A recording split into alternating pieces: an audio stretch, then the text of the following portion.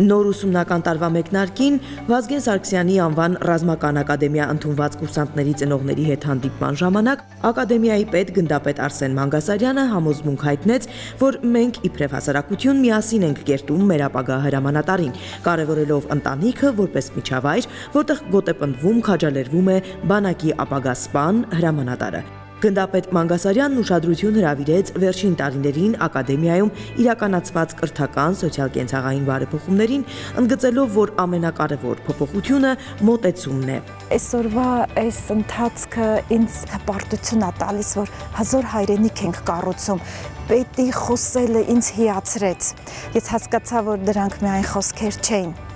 այլ հոգուց բխած։ Միջազգային համագործակցության շրջանակում ժամանակակից կրթության մեթոդներ են ներդրվել, որոնք ամբողջանում են ուսանողակենտրոն բուհական միջավայր ձևավորելու գաղափարի շուրջ։ Ծնողների հետ հանդիպման ընթացքում մանրամասնեց գնդապետ Մանգասարյանը։ Գործող ներքին ցանցի եւ կուրսանտներին հատկացված համակարգիչների միջոցով ինքնապատրաստության կազմակերպումն առավել արդյունավետ է դարձել։ Դասապրոցեսում կուրսանտի ներգրավվածության ընդլայնման շնորհիվ այսուհետ հնարավոր է դառնում շեշտադրել առաջնորդության ձևավորման առաջնահերթությունները։ Այս եւ մի շարք այլ հարցերի շուրջ նաեւ ծնողների դիտարկումները լսելուց հետո ակադեմիայի պետը հյուրերին առաջարկեց անձամբ ծանոթանալ իրենց զավակների կրթության կազմակերպման եւ կեցության սոցիալ-կենցաղային պայմաններին։ Այսօրվա հանդիպումից հատկապես շատ գոհ եմ։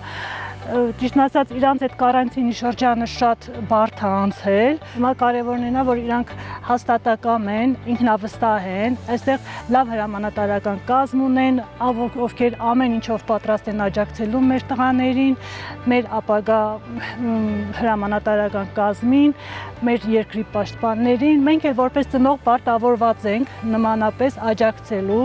որովհետև համատեղ է լինելու այդ ամեն ինչը։ Հյուրերը եղան օտարլեզուների ամբիոնի լսարաններում, շրջեցին մասնագիտական լսարաններում, այցելեցին ակադեմիայի պատմության թանգարան եւ սպորտ դահլիճ։ Մեր երեխան ստեղ հենց չի եկել, ստեղից գնալու է պաշտպանի հայրենիքը։ Համոզված եմ, որ լավ ղեկավարներ ունի ու կստացվի։ Ցանկությունն էլ մեկն է, որ ստացված սպաներ դուրս գան ստեղից։ Շրջայցի ընթացքում շեշտվեց այն գաղափարը, որ ակադեմիան կրթության կազմակերպման իր նոր հայեցակարգում առաջնահերթություն է համարում իդեմս այստեղ ուսանող երիտասարդների կրթել գրագետ անհատներ զինվորականի մասնագիտությամբ։ Հաշվի առնելով զինվորական մասնագիտության առանձնահատկությունները, հատկապես կարևորվում է ճշգրիտ եւ հասարակագիտական առարկաների դասավանդումը, որը կազմակերպվում է լավագույն դասախոս մասնագետների ներգրավմամբ։ Առաջին հերթին հպարտություն եմ ապրում,